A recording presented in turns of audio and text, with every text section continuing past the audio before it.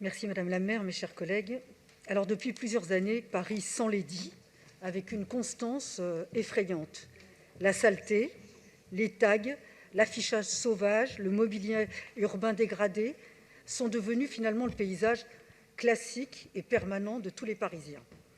Depuis des années, votre majorité municipale détruit les espaces verts, dénature les places historiques de la ville, place de la République, place de la Bastille, place de la Nation. Sous prétexte de les réinventer, vous paralysez des pans entiers de Paris. D'ailleurs, plus de 12 000 Parisiens fuient Paris chaque année, depuis que vous êtes effectivement maire de Paris. Paris était le paradis des flâneurs, c'est devenu le cauchemar des piétons. La journée sans voiture du 27 septembre a été un nouvel échec, d'ailleurs reconnu par tous. Sans concertation, vous encombrez les rues et les trottoirs de panneaux et d'un mobilier urbain toujours plus hétéroclite, plus aberrant, plus discutable, je dirais même plus laid. Les Parisiens ont ainsi vu fleurir des uri-trottoirs repoussants, des poubelles géantes façon blocos, des containers sur les quais en plein cœur de Paris, sans oublier les blocs de bois mal dégrossis, certains diraient des blocs de bois morts, présentés comme des bancs et les arbres remplacés par des arbustes en pot. Chaque jour, cette liste s'allonge à une vitesse alarmante. Les coronapistes en sont un nouvel exemple. Vous avez imposé aux Parisiens des aménagements prétendument provisoires, mais devenus pérennes. Ils transforment en profondeur l'apparence de la ville.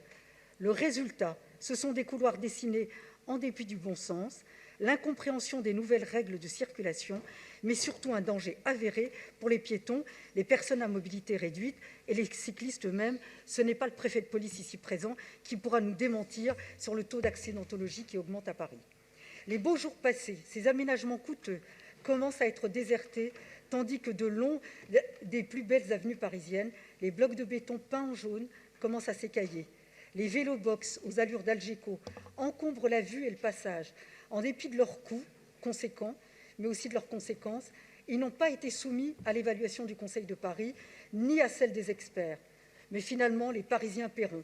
Voilà le seul cri de ralliement qui reste à votre majorité après ces quelques mois.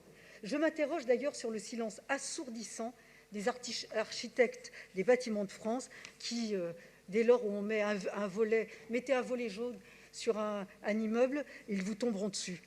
Dans le même temps, les travaux mal gérés sont toujours légion dans la capitale, alors que tous les chantiers devaient être achevés avant fin 2019.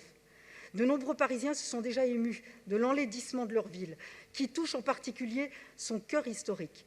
Un enlaidissement causé par des aménagements mal pensés, par du mobilier urbain dysfonctionnel, dégradé tous les jours ou les semaines qui suivent leurs installations, et puis un laisser-aller de plus en plus voyant en matière de propreté, un bricolage permanent à l'appui d'une bétonisation systématique de l'espace public.